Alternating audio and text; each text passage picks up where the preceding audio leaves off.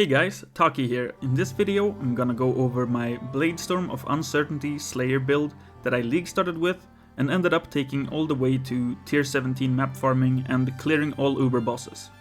In the end I spent about 10 to 15 divines on my gear, but like I said, this is what I league started as, so you can start off with no currency at all. In this video I'll be focusing on the finalized endgame version, but in the PoE you can find some leveling trees and progressive mapping trees. And I also have a league starter video on my channel for this build if you're starting out from scratch and you're interested in seeing some more details on the leveling and early mapping setups. But in this version I'm using Rakiata's dance, which is very strong because it inverts the enemy's elemental resistances. And with the new Runegraft of Treachery, which makes our auras also affect enemies, we can give them more resistances for us to invert. And they also benefit us giving resistances and max resistances. So it's a very strong way to scale both offense and defense at the same time. This is also the case with the Slayer Ascendancy Masterful form, which gives us max endurance charges equal to our max frenzy charges, which overall just makes this build very efficient, both tanky and high DPS. We also have elemental ailment immunity, 100% spell suppression, and overleech, which makes mapping even in tier 17s and even uber boss farming pretty comfortable. So let's get into the character. I'm level 96 and starting off with the gear, I'm using of course Rakiata's dance. So this is base cold and lightning damage and inverts the enemy's elemental resistances. So since it's cold and lightning, we're using purity of lightning and ice to give more resistances for us to invert. That's basically the concept behind the build and using Rakiatas. We're also using Dark Ray Vectors for max Frenzy Charge here, and those are the only two uniques we're using. For the rest of the gear is just going to be rares, so starting off with the rings, you just want life, resists, and then these non-channeling skills have total mana cost, craft, to just help out with the mana for when you're using a tincture and stuff like that. You also just want some attributes on your gear overall, but life, resist, attributes pretty much for the rings. Same with the amulet here. You only need 2 of the mana crafts really. Get it pretty much the same here. If you can get some flat damage, that's nice. For the anoint, I have frenetic, which is the last frenzy charge that I'm not getting on the tree. With that we have 8, so 8 frenzy charges and 8 endurance charges. For the rest of the gear, I have on the belt and the helm, I have Redeemer Influence, which is, I thought about using the new Bound by Destiny jewel, which gives you bonuses if you have 2, 4, or 6 influenced items. So you can get like +1 frenzy charge if you have 6 Redeemer items. And I thought about, I could maybe get that, because you can use an Omen of Fortune on an engraved greatsword if it has Redeemer influence, and you can guarantee to get Rakiata's dance. Same with Dark Ray Vectors. You probably don't even need the Omen of Fortune because they're pretty common. You could just spam Scour and Chance. So then you would be at 4. Then you could just get, maybe on the rings as well, just slam influence. It's something to think about for another frenzy charge in the even more late game. Like I said, I'm still pretty budget with, I would say confidently 15 divines, maybe even less. Is what I've spent. And for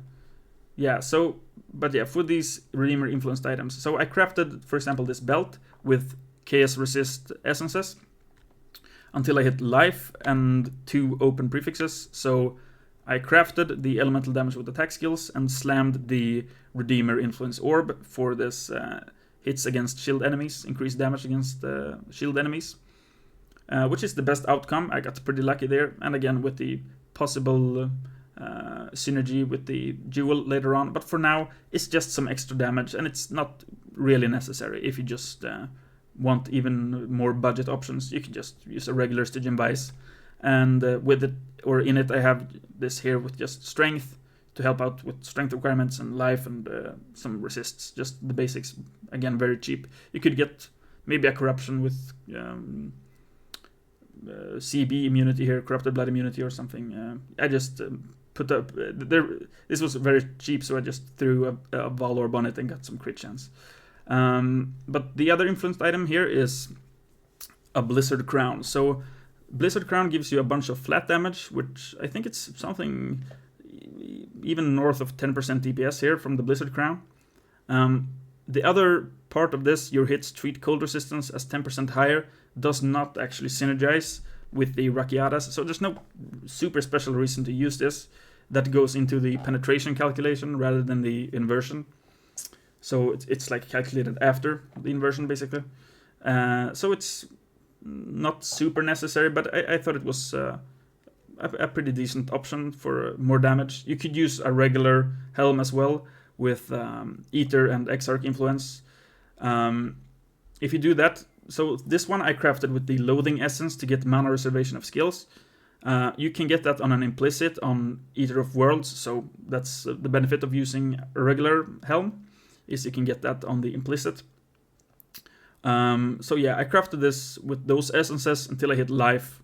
I think until intelligence here is needed as well, but you can get it on any other piece as well. So yeah, I ended up having an open prefix and slamming the Redeemer influence here as well, hoping to get fist damage taken as cold, but I ended up getting this power charge on kill, which is also a good mod. Both those are pretty good outcomes. It helps with the power charge uptime during mapping at least. And on single target we have the quality from Assassin's Mark, so yeah, you have pretty decent power charge uptime on that. But yeah, that's the Blizzard Crown. Again, you can use a regular helm as well. But if you, again, do decide to maybe in the future go for the Redeemer influence, you definitely want a Blizzard Crown. So for the gloves here, I have, again, Intelligence, Life, some Resist. The damage while leeching mod is very nice because you're always leeching as a Slayer with Overleech. I have Accuracy here. If you don't have the Accuracy mod, you can just use a higher level Precision, which is just fine as well. But you will lose some life because of that. And for the Implicit here, a chance to Intimidate on hit is pretty good. There are other ways to get Intimidate as well. You can get it on your Mercenary, for example, or from the Lethal Pride Jewel, you could get it. If you get it somewhere else, you could get Rage on hit here, possibly. For the other one, I'm using Accuracy right now, but you could get Suppression as well to help out with your Suppress, because you want actually 110% Suppression. I'll get into that a little bit later. It's because of Ancestral Vision, but yeah. So for the Implicit Stare, you have a couple of options. Lastly, for the Body Armor, I'm using this right here. So you want additional Fist damage reduction, which you can easily craft on the Harvest bench here with the Physical mod. Costs 50 Vivid Crystallized Life Force. So there's just two mods, Fist mods you can get. It's this bad reflects damage to melee attackers and that one. So those are the only ones you can get. I got both on this one, unfortunately. But yeah, you want the Fist damage reduction and spell suppression, and then an open prefix to craft avoid elemental ailments. So yeah, I'll talk about that now. So you want 25% here on the chest, right? And then you have Ancestral Vision, which gives you chance to avoid equal to half of your suppression chance. So if you have 110 chance to suppress, you get 55 here. So that's 55, 80, and then you can get the last 20% here on this wheel. So that puts you at 100% chance to avoid elemental ailments. And yeah, that's pretty nice. We don't have full stun immunity, but you do have 23% chance here and a little bit here. It's something you could maybe fix with tattoos. But for the implicits here, so you do want fist damage taken. You actually don't want this one that I have as fire. Since you have fire, higher max rest for cold and lightning, you do want either cold or lightning. So that's something I gotta fix. But yeah, you want fist damage taken as elemental, yeah, preferably ice or cold or lightning. And then for the other one, you do want endurance charges every 15 or 14 seconds. This is the greater version. So, but if you use the lesser one, you get 15 seconds, and that's fine as well, because you get 100% increased charge duration from this mastery here. So that makes it so you have constant uptime with maximum endurance charges, even during bossing. You can build them even faster during mapping with the Disciple of the Unyielding as well, which gives you on kill. And yeah, so that's the key to getting your maximum endurance charges all the time.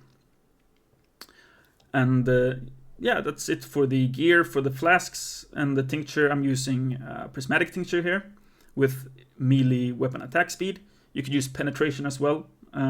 Maybe even crit multi could be decent. But yeah, I'm using attack speed.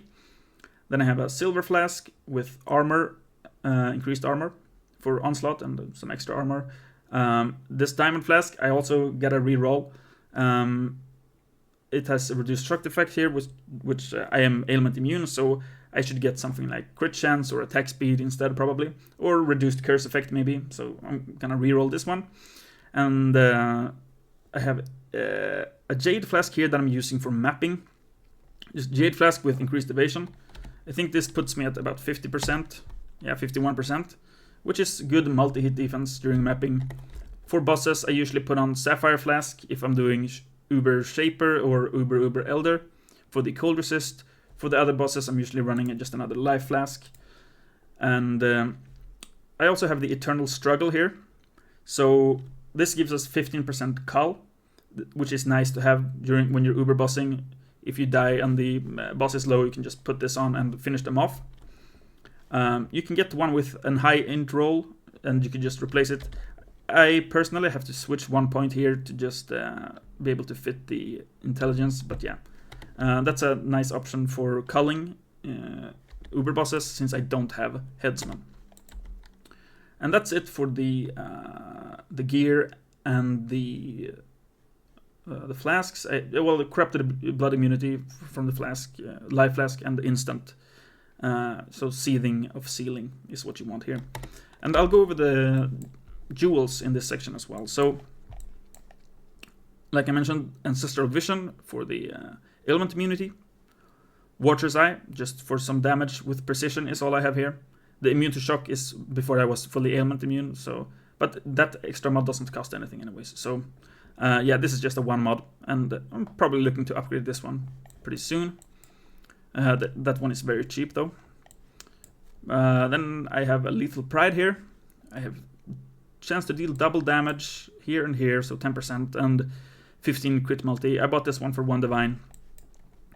You can get something like Rage on Hit from these as well, I think. Maximum fortification, max life. There's a ton of good things you can get on Lethal Pride. It also helps out with the strength requirement. And then for the last jewel, I have Light of Meaning here with global crit chance. This one was also pretty cheap.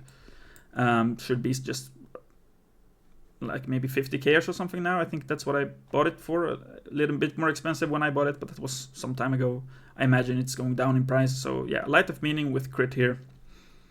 Could possibly go for like Chaos Resistance, but that's super expensive, I think. So yeah, this is a really good option. We're taking a lot of notes here, so it's a very good place to put Light of Meaning, and yeah, it gives us a lot of crit. So that is the gearing section. Now I'll go over the gems. So starting out here with Bladestorm of Uncertainty, which is the skill we're using, of course. So the difference between the regular one and this one, the transfigured version, is that the regular one sends out a storm depending on which stance you're in. So sand stance or blood stance. But this one puts out one at random. So you get the benefits of having both. So standing in the blood one gives you more attack speed. Standing in the sand one gives you more movement speed. And you can stack up to 4 of them at once. And you're also hitting with the regular attack.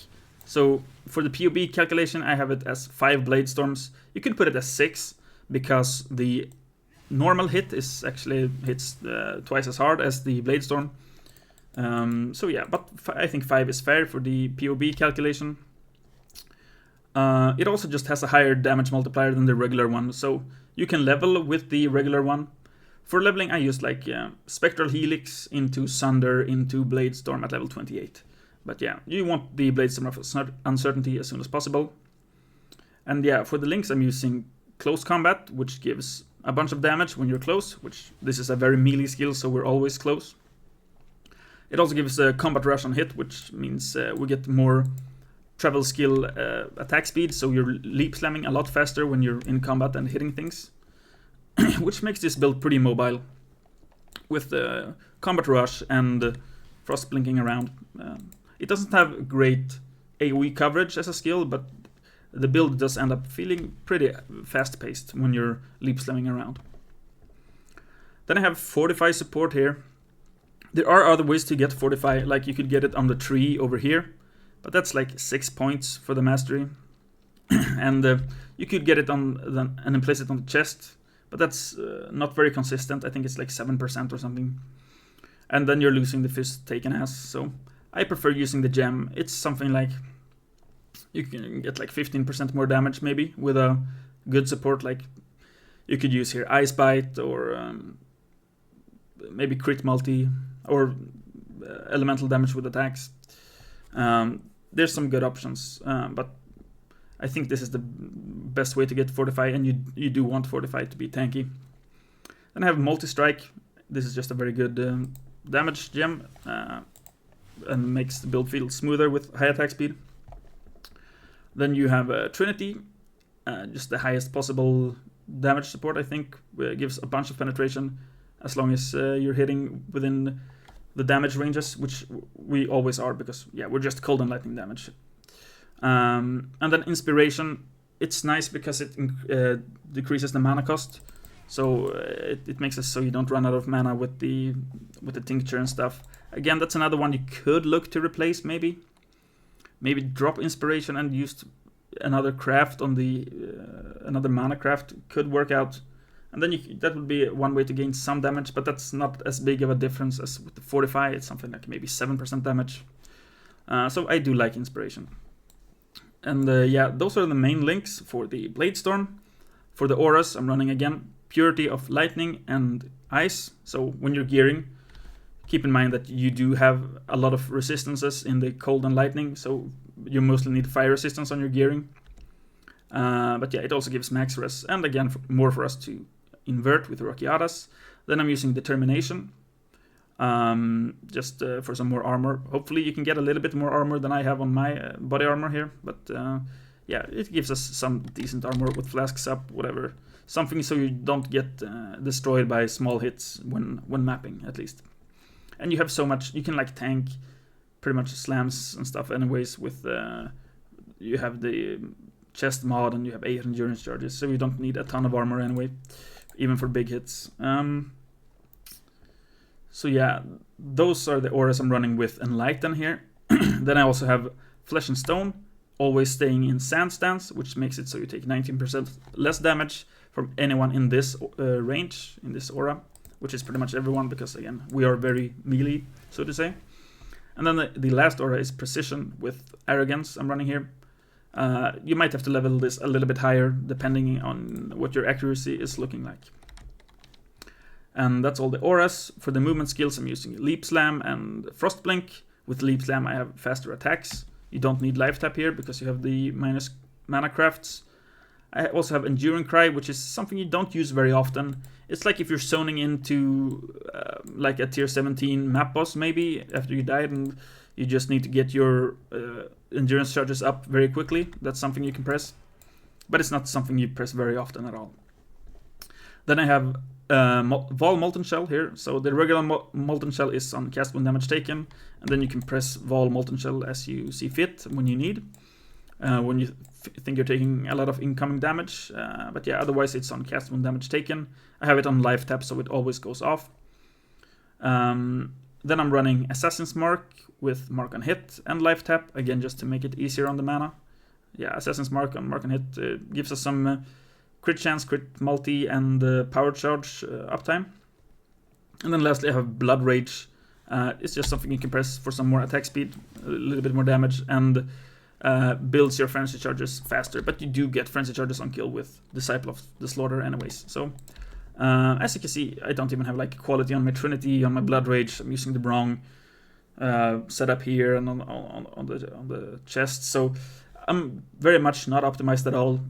The budget, again, something like 15 divines, pretty low I think at this point, but still able to take on all the pinnacle content. So yeah, pretty good. I think for the last part, yeah, I'm just gonna go over the tree. So starting off with the Ascendancy here, I take Bane of Legends for just more damage versus unique enemies, and if you killed recently. It also lets you do Fist Reflect maps, which is kinda nice. We do have some Fist damage from the Rakiata stance as well, and we don't convert it, so it's a nice node.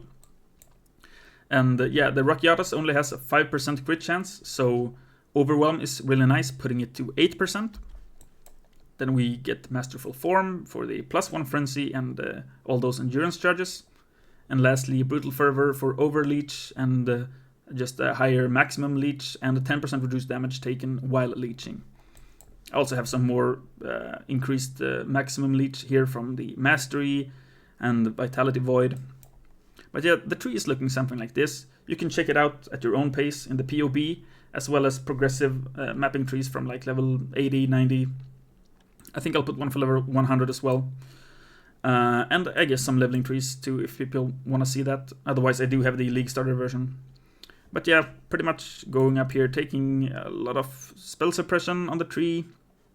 You get the Runegraft here, which is important. You don't actually want this Mastery here, you just replace it with the Runegraft. Going up to the Ranger here, getting the Sword nodes. Two-handed nodes here are really good. This Mastery again is mandatory. This is only if you don't have life mods on the chest. You have these crit nodes, sword nodes. I'll talk about the cluster here. So I have one with sword and axe damage. That's the only one that can roll this one. Blood Scent to get rage and hit. Like I said, there are other ways to get rage and hit. You can get one here, for example. If I hit level 97, that's probably what I would take, because it's nice to just have more rage generation. Maybe I would take the 6% life here as well. But yeah, you can also get rage and hit on the gloves, like I mentioned. But yeah, I think this one is decent if you can get Blood Scent. It is pretty rare. I just settled for Blood Scent and one more like decent node, so Fuel the Fight. You could go for just 3 good damage notables on either this version or like there's the two-handed version as well for the clusters. So yeah, you could just go for straight damage or for this rage and hit setup. Yeah, that's pretty much it for the cluster and the tree. Get yeah, facing on kill here, and that I switch out sometimes for Wisdom of the Glade to get Eternal Struggle Call. And yeah, as a last thing, I'll go over the Mercenary. I don't actually use the Mercenary on when I'm doing Uber bosses. I feel it just gets in the way and it's kind of damage neutral, but yeah. I have this one here. It gives me Wrath and Inspiring Cry, I guess. It does Frostblades on its own. I gave it Perkle's Toe to give me lucky damage. So yeah, Wrath and lucky damage. I think it pretty much puts me at damage neutral when I'm mapping, but it does give the big bonus to Quant, so you definitely want it. And it does clear a little bit on its own. So yeah, I don't know. I just put some like some decent gear on it. Cap its resist. I put Kikisaru. I don't know. It gives some life regen and curse, less curse effect.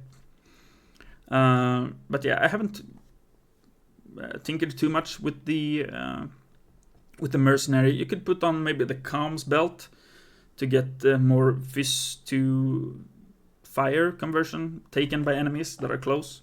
That could be decent. There's like the Divinity chest from Cortex could be good as well to get like move speed cannot, or action speed cannot be lowered below base. So there's some options. You definitely don't want the Dorianis stuff. That's very meta when you're running Rakiatas. So actually, you could go for, no. You could go for max res setup, but yeah, that's probably not something you should go for. Whatever. So yeah, that's the Mercenary. That's the build. I hope you enjoyed this video. If you did, please feel free to subscribe to the channel and leave a like on the video. And if you have any questions, just ask me. And yeah, I'll see you in the next video, which is probably gonna be a new build.